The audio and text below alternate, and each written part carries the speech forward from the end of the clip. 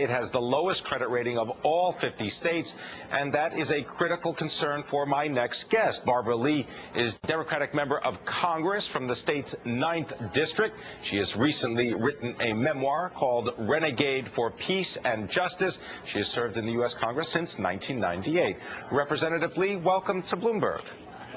Glad to be with you today.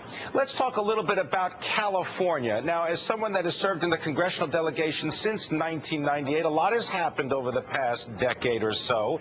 Can you give us a little bit of your thinking as to what's it going to take for California to, in a sense, restructure its economy, but also the budgetary process, which seems to be just stuck in a deficit mode for many years?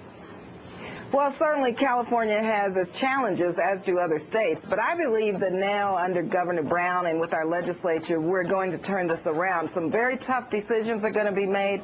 It's about priorities, and I do hope that, while we look at how, budgets get cut, unfortunately, that we go back to the drawing board and look at how to increase revenues. And I know the governor and the state legislature is debating that. Hopefully we'll see something on the ballot that would allow us to increase revenues. We can't continue to cut the most vulnerable. I was in the legislature for 7.5 years, and even during those times under Governor Pete Wilson, a Republican governor, we had a very terrible situation where people who are disabled, senior citizens, people on public assistance, they were on the chopping board in terms of the cuts. And so I hope that California understands as we restructure and meet these challenges that we do not do that on the backs of the poor and low income and the working poor.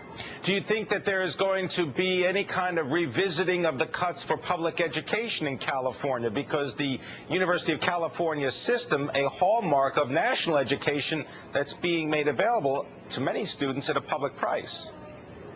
I'm very sad about what's taking place. I'm a product of the University of California. I received my master's degree at UC Berkeley. And, we came to California, my family, and I write about this in my book, because schools were segregated in Texas. I couldn't go to public schools during that period. And we moved to California. Schools were integrated, and schools had the best possible, California had the best possible education system. And to see this now being dismantled and on the chopping block is very sad. I think that the students, parents, and teachers are going to rise up and just say more. We have a public education system. It must stay public. We cannot allow our public education system of our higher education system become privatized and become a private school for only the rich and the elite. And so I'm hoping that we'll find ways, and the governor, I know, is committed to higher ed, and I hope that they will find ways to make sure that at least education is preserved as they go through these terrible budget cuts. Representative Lee, turn your attention now to Washington, D.C. and the potential for a government shutdown.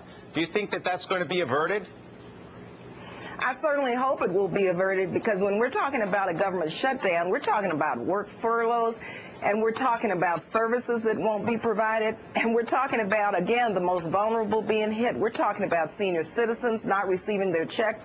We're talking about veterans being hurt. We're talking about people who still have some reliance on our government, and it's very, very important that we find a way to ensure that we create a budget that is fair, that is balanced, but that does not hurt the most vulnerable. And I think that a government shutdown will be very, very devastating. And I know that our leadership is trying to find a way out of this, a path out of this. I know the President and White House are trying to find ways to mitigate against that. We don't want to see a government shutdown.